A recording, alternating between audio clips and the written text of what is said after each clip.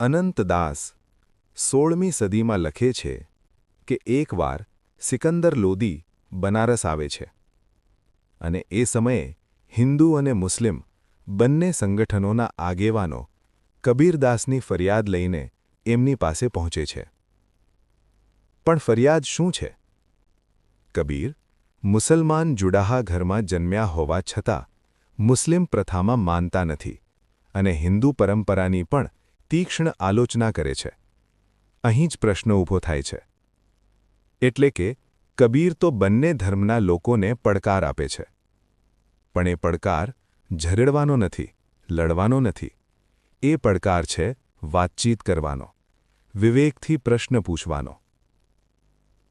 સિકંદર લોદી આગેવાનોને પૂછે છે, આ તો સામાન્ય જુડાહા પરિવારનો માણસ છે. આણે તમારું શું પડાવી લીધું? મિલકત, જમીન, પદ, સત્તા? અને પછી બંને સમુદાયના આગેવાનો લાંબી ફરિયાદ કરે છે. પણ છેલ્લી ફરિયાદ સૌથી મોટી છે અને સૌથી સમજવા જેવી છે. તેઓ કહે છે, જબ લગ જુડાહા કાશી હોય, તબ લગ હમારી ના માને કોય. જ્યાં સુધી કબીર કાશીમાં છે, ત્યાં સુધી અમારું, પંડિતોનું, મૌલવીઓનું કોઈ માનશે નહીં. જોજો, અહીંથી વાત સમજાય છે. કબીર કોઈની જમીન નથી લઈ રહ્યા, કોઈની મિલકત નથી લઈ રહ્યા, પણ લોકો એમનાથી ડરે છે. કેમ?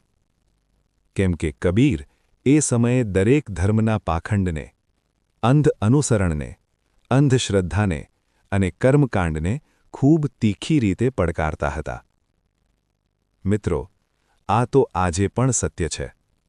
જો તમે તમારી બુદ્ધિથી વિચારો, તમારી વિવેક બુદ્ધિ વાપરો, તો તમે હંમેશા એ લોકો માટે અવરોધ બની જાઓ છો, જે તમને તમારી આઇડેન્ટિટીના નામે, જાતિના નામે, ધર્મના નામે, ભાષાના નામે નિયંત્રિત કરવા ઈચ્છે છે.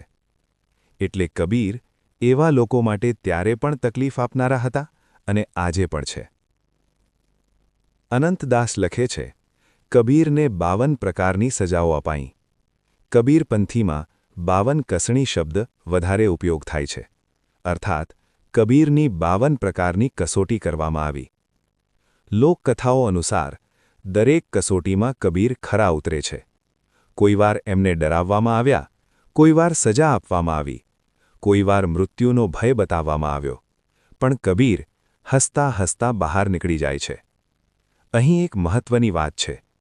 ઐતિહાસિક દૃષ્ટિએ આ પ્રસંગોની સંપૂર્ણ દસ્તાવેજી પુષ્ટિ મળી નથી, પણ લોકચેતનામાં આ વાર્તાઓ જીવંત છે. અને એ કેમ જીવંત છે, એ સમજવું વધારે મહત્વનું છે.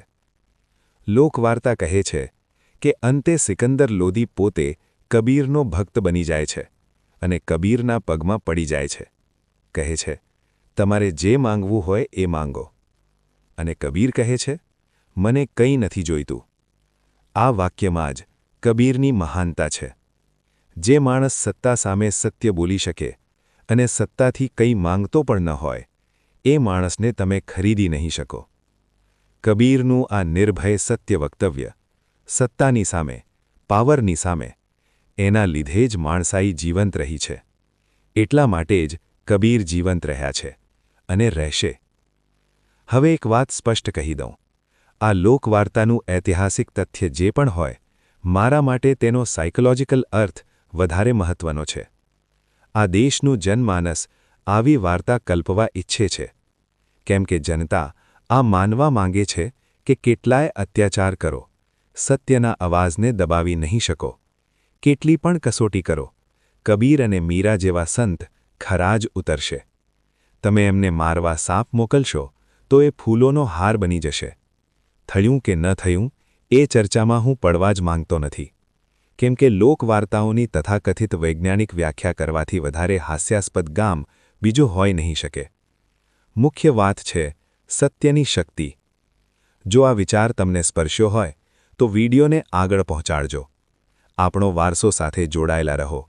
વિચાર, વિવેક, સત્યની શોધ માટે. ધન્યવાદ.